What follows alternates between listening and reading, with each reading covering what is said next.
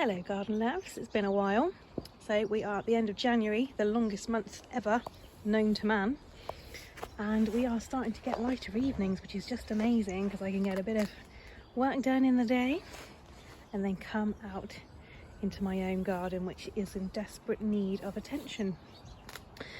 So I want to get on top of this because we've had a bit of frosty weather, but not a lot. It's quite mild, so if it stays mild, we all know what that means. Whatever the time of year, if it's mild, there will be weeds. So I need to get on top of this. I've got old sweet corn canes to come out, potatoes that never really came to anything and they were left to freeze, old beans, old calendula, all sorts of stuff. So I'm going to go through this, have a bit of a tidy, put stuff in the compost heap that needs to go in the compost heap. I've got some cardboard inside because not all of this area I'm going to do, but I'm going to do probably where the green pots are down to about here, maybe a bit further. I'm going to put some cardboard on and then put some mulch on. I got some lovely bags of mulch given to me. Thank you very much to Rocket Grow for sending those over to me last year. This is the first time I've had a chance to actually use it. So they've gifted me some mulch, which I'm going to have a go on here alongside some of my own mulch that I've got as well. So I'll do a section of Rocket Grow and we'll see how we get on with that through the year. And then this bit, which I actually mulched in the autumn, I'm going to put my garlic in here, which is super duper late, but we're still okay time wise. I'm just going to be a little bit late harvesting, but that's fine. So I've got lots of garlic to go in there.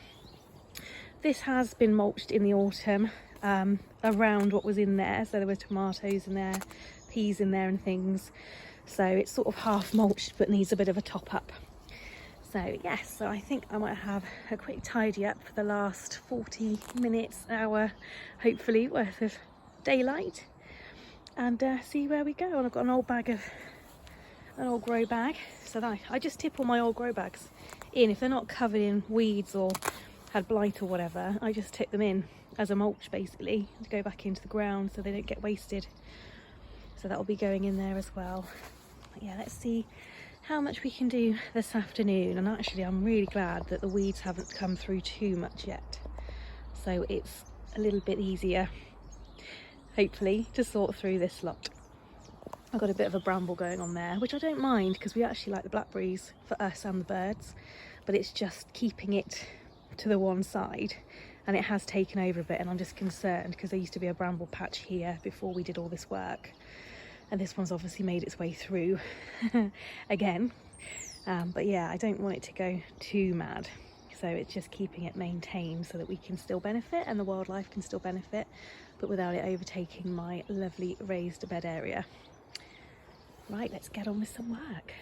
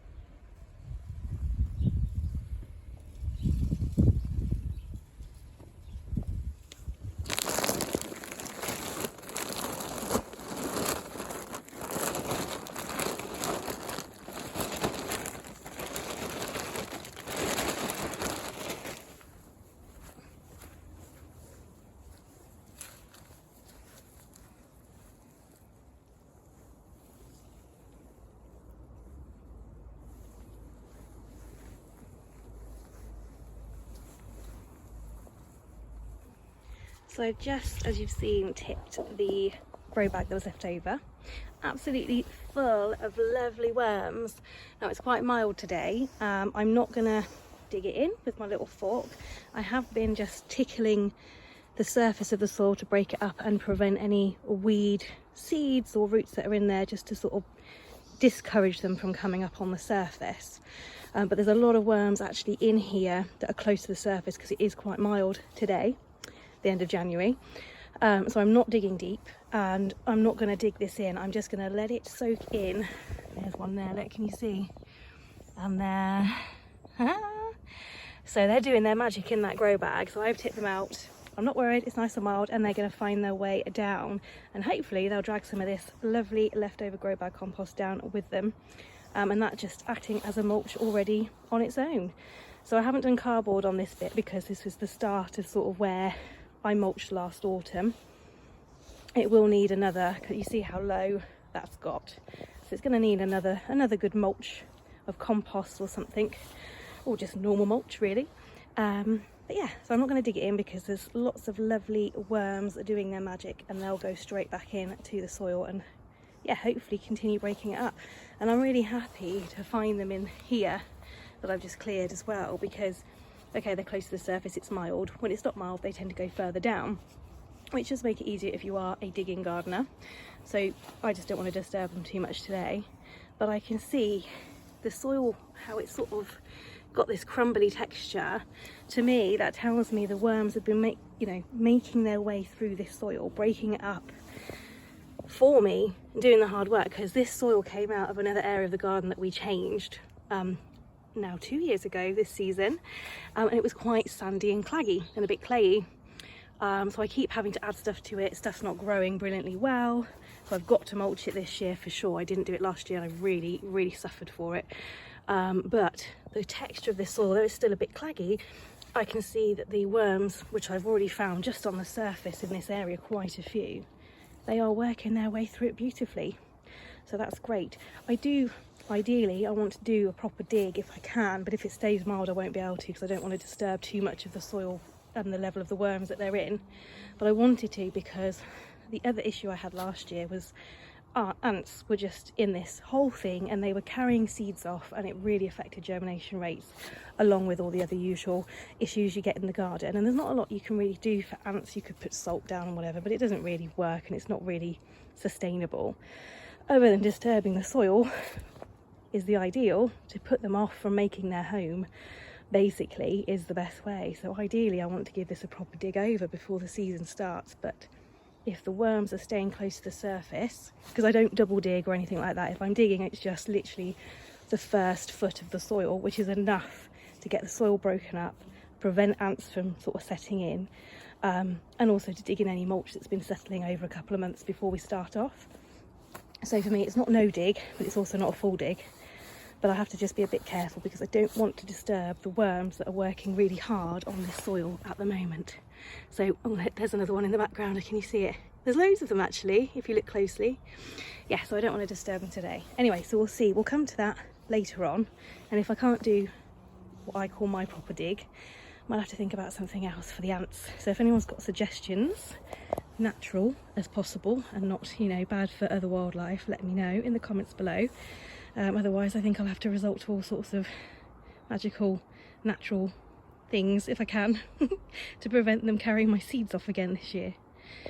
So anyway, just wanted to give you a quick update after I put that bag on. But you can see this lovely peat-free grow bag I had from, I think it was B&Q, such good quality. It's only had one growing season and it's going back into the earth anyway, and then I'll be mulching it with a proper mulch, or a newer mulch shall we say, just before season kicks off outdoor sowing wise, and planting out later on, so March, April really. But it'll give it some goodness for now and get those worms working that through the soil. That'll be great. Right, so I've done quite a bit already. That's some of my debris that's going to go. I'm going to chop it up a bit smaller and go in the compost. I found my tin cans, my bird scaring tin cans, which I'll reuse this year. I've got my twigs that I use for initial plant supports for smaller plugs and plants, and also to deter things like pigeons attacking my broad bean tips. Now we've lost the birch tree which used to be there, sorry to swing you around, I don't have the availability of snapped off twigs as much as I used to, so I'm trying to keep hold of what I've got and then think of something else. But it does tend to help a little bit with the pigeons not eating my seedlings and young plants. Right, onto this bit. So these are my sweet corn canes to come down. The potatoes I'm going to leave. I'm only going to dig around where the weeds are. Again, just tickle the surface to prevent any other weeds that might be thinking of emerging to put them off. But the potatoes are being eaten by the worms. So I'm going to leave those as they are, and the worms can continue composting them in there for me. Saves me a job. Don't have to put them in the composter then. And a bit of debris just up there to start clearing away as well. Let's carry on. We've still got a bit of light. We are 20 minutes into this video and me doing work. Well, not into the video of me doing work. You'll get in the short version. So hopefully we get a bit more light to finish off this little bit of the patch.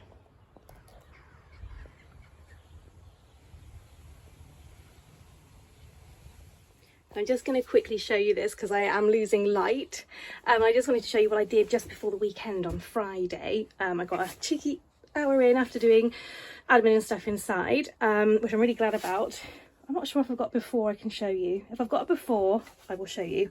I can't remember whether I filmed it or not. My goodness me, busy week. Anyway, so basically there were old squashes that I'd harvested and left, and they'd gone mouldy. Loads more of my begonias and geraniums I tried to save, which I didn't tidy up in enough time and cover in enough time for that snap of frost that we had. So I basically had, they were all on top of here, covered in all sorts of rubbish. This was all covered in rubbish, and still got a bit of leftover stuff from when I did my wreaths and planters for Christmas orders. And this had lots of pots on. There's still some under there to go that I've got to get rid of, but this level had some on, this level had some on. So I had a good sort out. It needs a good brush and a clean. I need to decide what to do with this rickety old stand. I'm hoping it will last one more season. It's not ideal for using outside. It is not watertight or anything. I should have stained it. It would have made it last a hell of a lot longer. I fear it might have gone too far to do that this year, but we'll see. If it hasn't, I will stain it. It might last another couple of years because it's a really handy, narrow shelf. It was a shelving unit in our garage. And then it was in the boys' bedroom at one point, and then it just, yeah, it wasn't brilliant for that. Half of it broke off, so upcycled, which I love to do. So I gave that a bit of a tidy off. I really tidied this. This is just an old table that came with the greenhouse when the house was bought, I believe. So that's struggling, but it's still a workable surface. With small baskets left over from things that I was making before Christmas for orders, my old pots. I saved a cyclamen quickly from outside before it got too frosty and cold. And then I had this packaging, which is, okay, it's a plastic. I think it's a upcycled recycled plastic with wool inside. And I suddenly thought, well, I'm not, as much as it was recyclable and I think compostable if I remember rightly without looking at it properly, I thought, brilliant, wool. It's so hot today, it's really mild in the garden, which is amazing, but not probably so amazing as it is winter. It shouldn't be this mild, but anyway, it's dry, so thankfully that is good. Yeah, diversing, sorry. So this wool, it's like a blanket, and I suddenly thought my metal is quite cold to the strike. This year, if you've watched my vlogs before, I've got now perspex in the holes that I had where glass was broken. So, which is amazing because it really is warm in here now for the time of year. It is mild, but even on the frosty days, it was staying sort of around 5, 4 when it was -3, -5. How amazing is that? I've never had that before in this house. I've been here for 7 years, 6 years. So I can actually grow stuff early this year. So my vlogs will start a lot earlier this year in terms of seed sowing and cuttings. How cool is that, guys? No longer am I going to have to say, I'm going to have to hold off because I have nowhere to do them. That's happening this year. But in respect of that, it's still unheated. So to keep my lovely geraniums going, if I can, they are struggling. You can see they've got a little bit of frost on the tips of the foliage. I put this wool packaging down on the metal to take away the cold strike and give them a little snuggly bed. I've also padded, not properly and not all of it, but it takes the edge off certainly. I got some old polystyrene packaging, and this is like a plasticky foam, which again I thought, well, I'm not throwing that away. That could be used in the greenhouse because it's almost panel sized, and it all helps insulate, and it was free, and I've upcycled it. I should probably do this on one of my upcycled videos actually, which I need to get on top of. But anyway, just showing you quickly, this is what I've done. So I've got some verbena there, bedding verbena, and I've got some Nemesia towards the back, and I've got another little pot somewhere, I can't see it right now. I'm just trialling in a cool greenhouse which doesn't obviously get the frost, which is great, if they will come back, because Nemesia and verbena, the bedding verbena, are actually tender perennials or short-lived tender perennials, and obviously we grow them as annuals in the UK because we don't have the climate for them at the moment. But obviously one thing about climate change is changing things and what we do and how we do things going forward. If Nemesia and verbena are options, they become a cheap and sustainable plant, like a geranium, that you could keep and overwinter and then bring back out the following spring. So a nice bedding plant which is cheaper than a perennial, what we would call a true UK friendly perennial, it could work. So I've got a Nemesia there it is, and that one at the back, which is woody at the moment, and then that's a verbena. I've got a verbena outside, which I'll show you in a minute, because that's actually survived even the frost. Okay, -5 is the lowest it's been to so far this season. But how cool is that? So working with climate change, if that's where we're going, as a gardener, you've got to figure these things out. So I'm just trialing these couple of things in the unheated greenhouse to see, are they viable? Are they going to work? Just out of interest, and I can keep you guys up to date.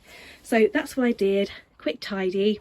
It needs a proper brush and a clean actually, because this greenhouse has not had that yet. But I was more interested in getting rid of the mouldy squash and the mouldy plant material that was surrounding all my geraniums.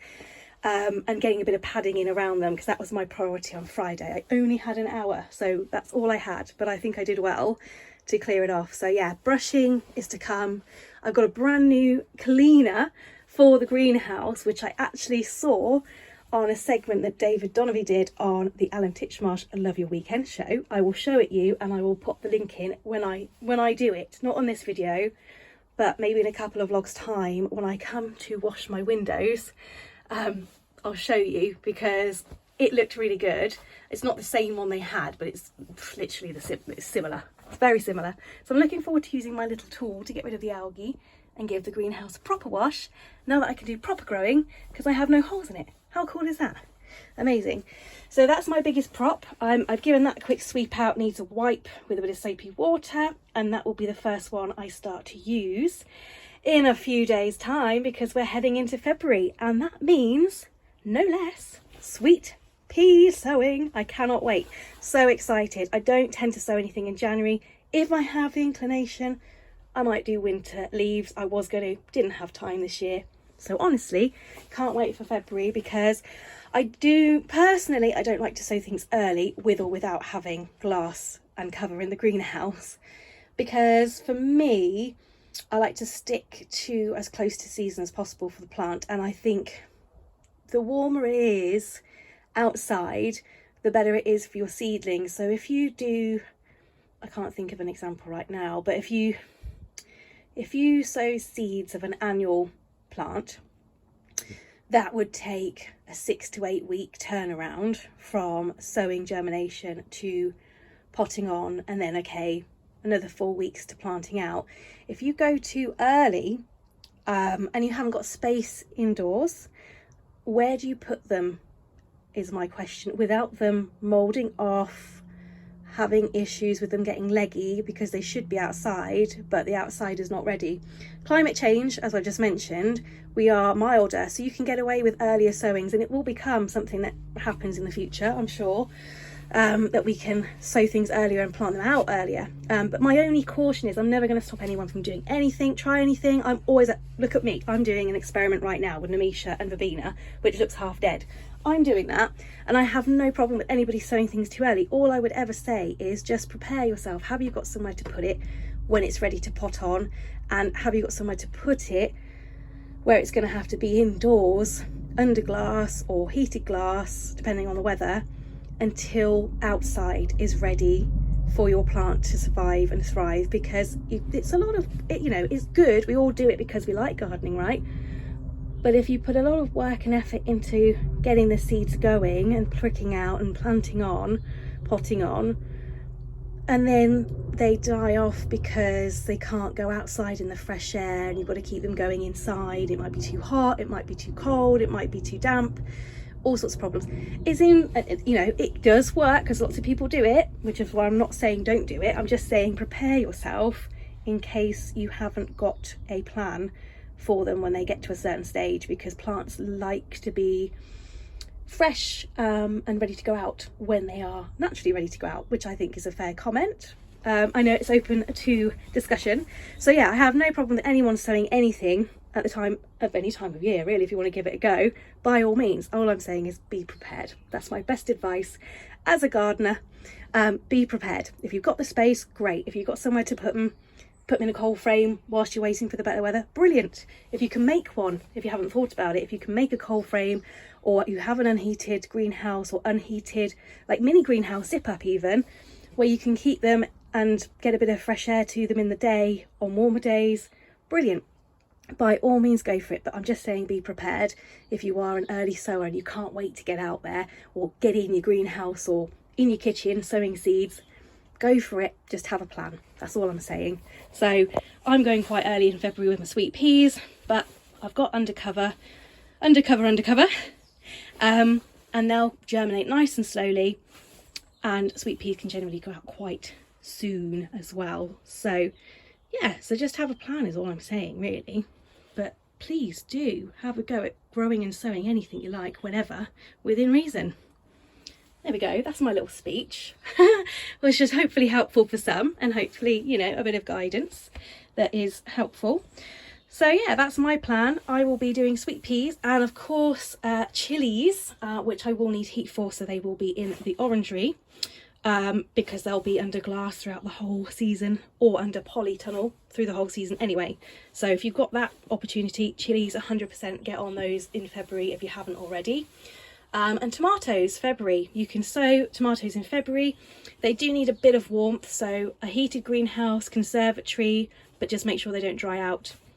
So they germinate and they're nice healthy seedlings ready to pot and plant on. Again, as long as you've got somewhere to keep them warm whilst they're growing before you plant them out in the garden or put them into a grow house or greenhouse. So that's what I'll be sowing in the next few days when February hits. How exciting, guys. Are you excited? What are you sowing? I do want to know. Please don't be put off what I've just said. If you're sowing something and giving it a go, please mention it down below, and you've had success and how you've done it, share it. It's all about sharing experience. Gardening is a community thing, whether you've done it for years or you're new. I love new gardeners because they actually give things a go that old gardeners set in their ways don't. So I love hearing what everyone's doing and how they're doing it and what their successes are. So yeah, feel free to comment down below what you're trying or sowing early, or you've had success with in the past, you're sowing it now, or early Feb. Let's hear what you're doing. I love to hear what everyone's doing. It's brilliant. Let's share all our knowledge and experiences together. Fabulous. Right, that's the inside of the greenhouse. That's all I'm going to show you. Okay, I might show you the really bad bit. That's the really bad bit. There you go. These are saved because I'm going to grow basil in them. And then these are saved because I'm going to plant them up and sell them for a charity fundraiser that I'm doing for a local churchyard. So I've got them on a bit of a bargain offer. And yeah, I've just stored them there for now, ready for the spring sale I'm going to do for the local churchyard. And then that's my chandelier, which is normally outside on the pergola, but it has been very windy, as you all may have known and have had bad weather with, so it's come inside to protect it whilst wind is about. I think that's all I got to update you on. I've got all my stuff ready down there seed tray wise, which you can't really see because my tub truck's in the way. So that's ready to go for February, and then March when I really do get going on sowing seeds. Yeah, just a few bits that I need to tidy up. So yeah, a bit of brushing and sweeping, but we're almost there, I think, really. Oh yeah, I'm going to show you the verbena outside. Hang on, I'll go and do that now.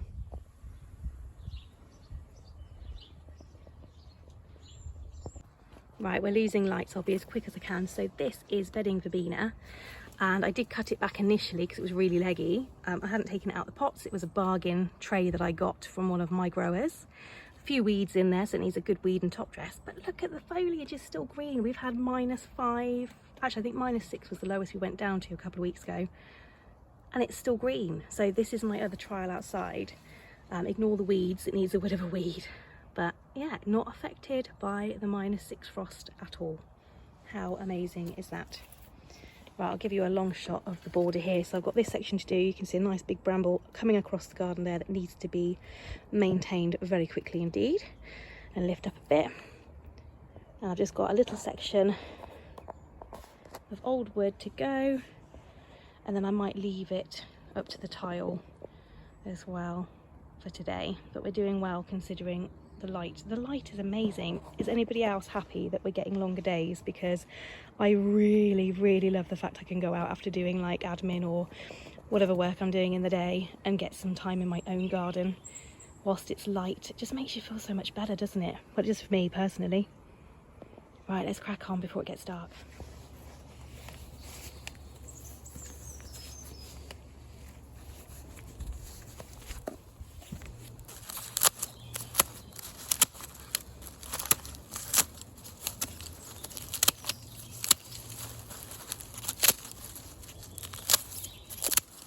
Oh, there we go, guys. I am really losing light now, as you can see.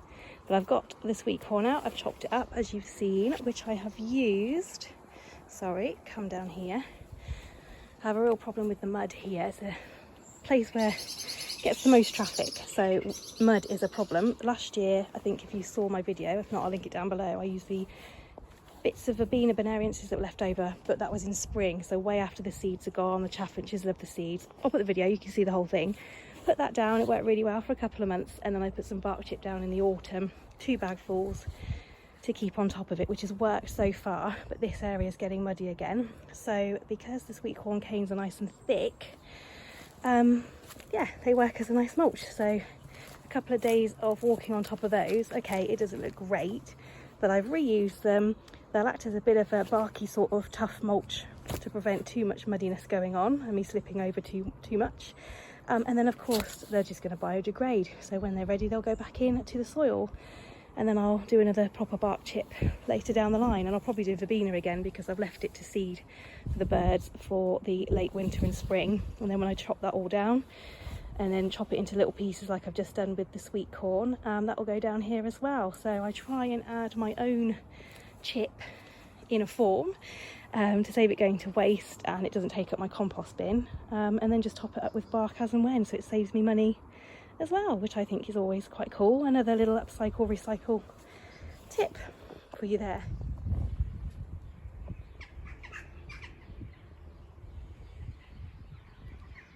Okay, and then lastly for this little video, I've used my clotches, which I got on offer at Dunelm for a tenner, which is amazing, back in the autumn. Don't know whether they've still got them or not, but do have a look out. Dunelm have brilliant sales at the end of the gardening season because they want to clear it through obviously for winter and Christmas. But I got about 5 or 6 of these. Anyway, I'm having issues with little furry friends trying to nibble my dahlias that I've left in and I mulched back in the autumn. So I thought, you know what, why don't I use the clotches? Because okay, they can dig, but actually I've noticed pigeons and squirrels, so in an effort to try and minimise damage done, and actually I haven't dug too much of the mulch that I put down away, it might just put them off. So I've put a clotch on that one, and one up there, and one further past the watering can as well. Just anything that will help keep them away or make it difficult for them so they don't go for my dahlia tubers. I've got them through the winter so far. That's my pile of sticks, as I mentioned earlier. And a slight dig over and it's all looking all right. Keep my labels for next year, well this year. Recycle and upcycle. Sorry, the dog's having a fit because someone's at the door. So yeah, I'll recycle those labels. Just because I know people like to know what's going on. This is my little compost heap, and this is the stuff that I've just taken out of the border and I'm composting. So I've got another one that I found at the tip, and I asked the guys there because it was going to go in the bins, which is not cool. Not their fault, people throwing it away. Perfectly fine, and it's actually got a front on, whereas mine lost its front. So I will show you that on the next video because it's too dark now. But yeah, I've got a secondary compost bin and it's a bit bigger than this one, so that means I can do 1 and 2 years composting, which is very exciting, and I got it for free and it saved it going into landfill, which is amazing. So yeah, this is compost number 1 that we had here anyway. Nice and full, and then I'm going to start on the second one. So with this mulching down this year into the next, so that will be next spring's mulch hopefully. And then I'll start the current one this year with the new composter, which will be for the following year, and then we'll just alternate between the two. I mean, I don't get a lot out of these, so I would like probably to get another couple, because for the long border and my long kitchen garden raised bed, it does need quite a bit of mulching, but at least this will substitute, you know, and save me buying too much of it. So it's all good, and it recycles everything as it should. I don't put everything in here. There's a few brambles down there, excuse the mess, and they're going to go into the council green bin, because composting them isn't always good. They don't always break down, and they end up just having saplings everywhere, and rooting themselves in your compost bin, which is not great. So they'll go in the compost bin that the council provide. So again, should be all going to the right place. And then I keep things like annual weeds, cuttings from my own garden that I've cut back, prunings, etc. all goes into here, and then some food waste as well, which is compostable. Yeah, so that's my little compost bin, and the work that I've put in there has just filled it to the top.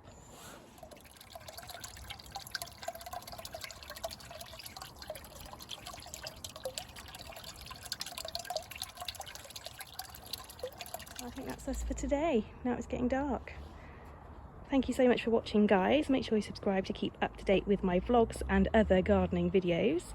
And yeah, we'll all progress together through this gardening season of 2024. How exciting! Leave down in the comments below anything that you're up to for January going into February, what you're looking forward to most this season, and anything you'd like me to show you or have a go at, or DIYs you want me to do for the garden as well. Thank you so much, guys. I will see you next time.